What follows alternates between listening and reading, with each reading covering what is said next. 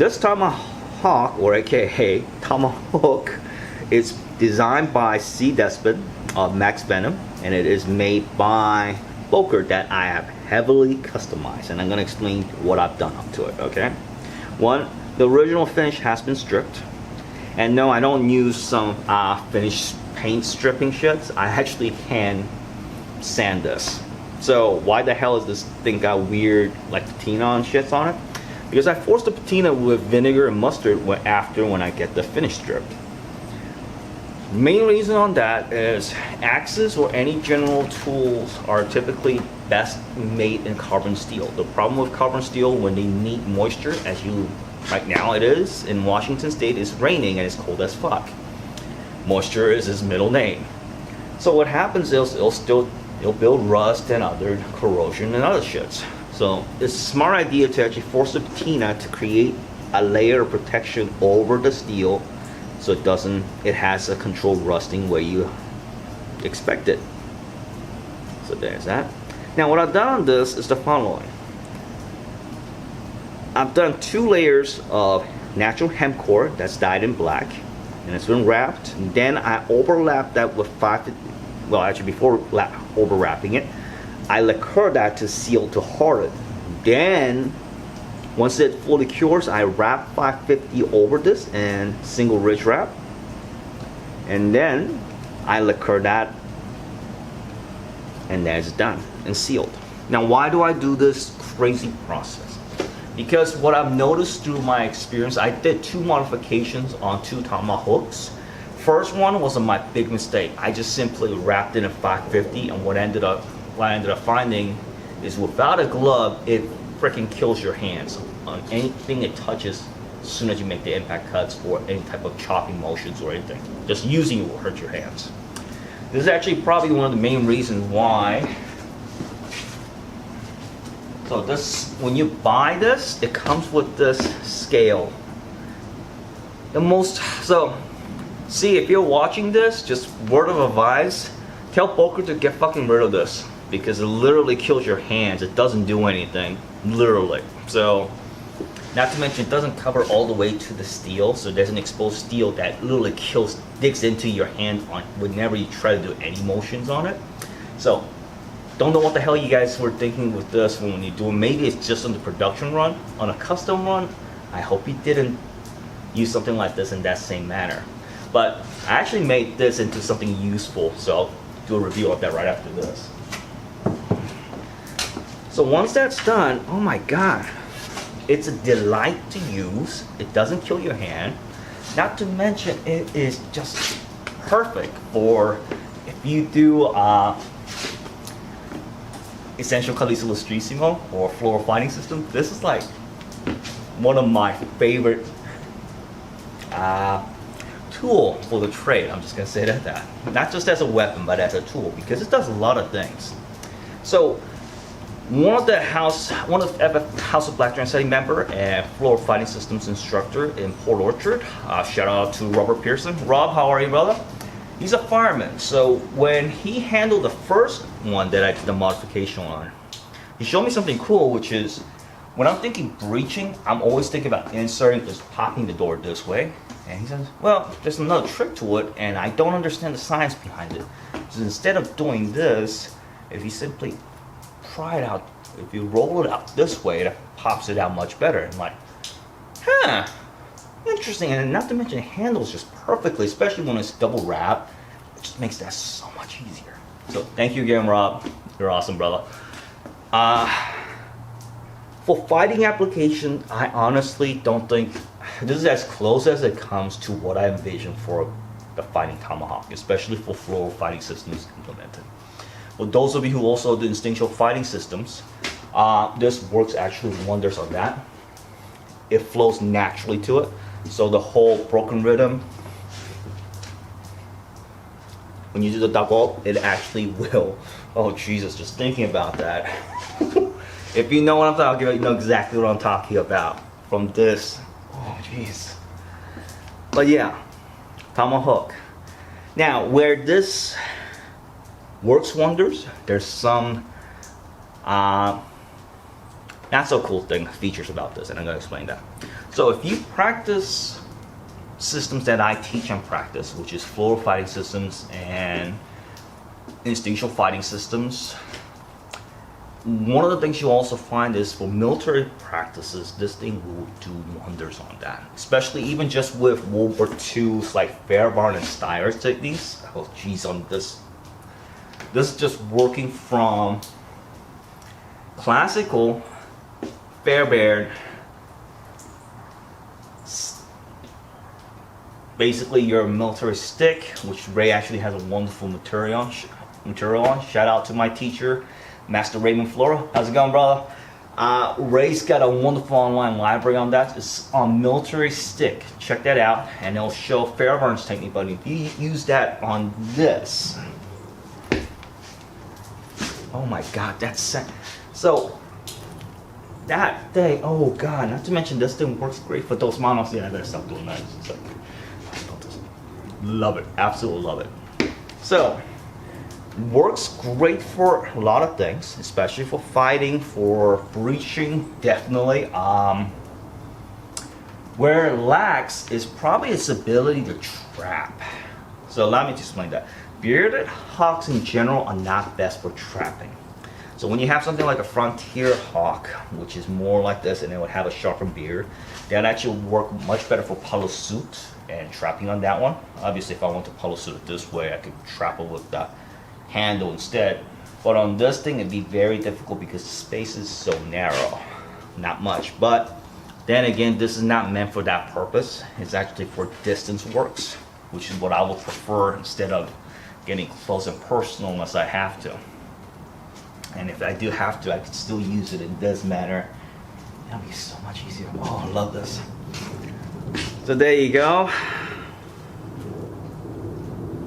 This is G Innovations modified C. Despin's Max Venom and Boker production run Tomahawk.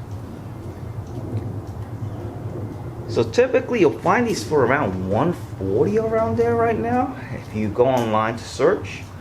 But with the effort that's done on that, if you put some effort on it and pop those goddamn G10 scales off and strip the finish, put some force patina by mustard and vinegar, sharpen the hell out of the edge. Oh yeah. And by the way guys, this is just me doing my rough edge sharpening with file and some stones, and still turned out bloody fantastic. Absolutely love this. Reason why I would do edgings on this is these are heavy use blades, meaning they're not something that's meant to be pretty and hung up on the wall. So I have no problem in striking the post, or when I'm giving demonstration for these, using it for breaching demonstration, I have no problem using this for that. So because of it, the edge is going to get quite a work done. So on these, I simply use a file to fix if it ever does any type of chipping, which I haven't had any experience on that, or rolling, or any type of damages. And I actually went through a couple different targets of both various natures, from wood to cement, and I haven't had much difficulty on it. Obviously on the cement I used the back and this little thing. Definitely prefer, because the first one that I had was with a spike. This one is more rounded and makes much more sense when you go to cement with that. Break that shit super easy like a glass breaker. So there you go guys. G Innovations heavily modified Tomahawk by Max Venom and Boker. And yeah, this is what I typically will pair up with the blade that you just saw in the review. I always like to do espada de ga like pairings, so long and short. Love it, absolutely love it. These two are bloody fantastic. Alright, there's that. Now, I did promise, what do you do with that leftover scale? Well, I hate letting anything go to waste, so what I did with mine, I found a use for it. So this has been jokingly been called FFS Patu in my practice. Patu is a Maori weapon that is typically used for close quarters combat. And it's a, think of it as a flat stick that's very oval and round with a good handle. That's typically made out of everything from jade to whalebone to stone. And it is used for as a bludgeoning tool, but it's also got an edge, not sharp edge, but it has a edge, like a very sharpened edge point to it, that it will crack skull very easily and break bones. So this has a similar feature to that, and especially for Floro fighting systems, when I'm teaching knife defense, this is what I use with it. And when my students see it, they'll say like, dude, I will buy a tomahawk just to get this made. And allow me to explain why. Imagine your opponent, your attacker, coming at you with like a angle 1 slash, alright?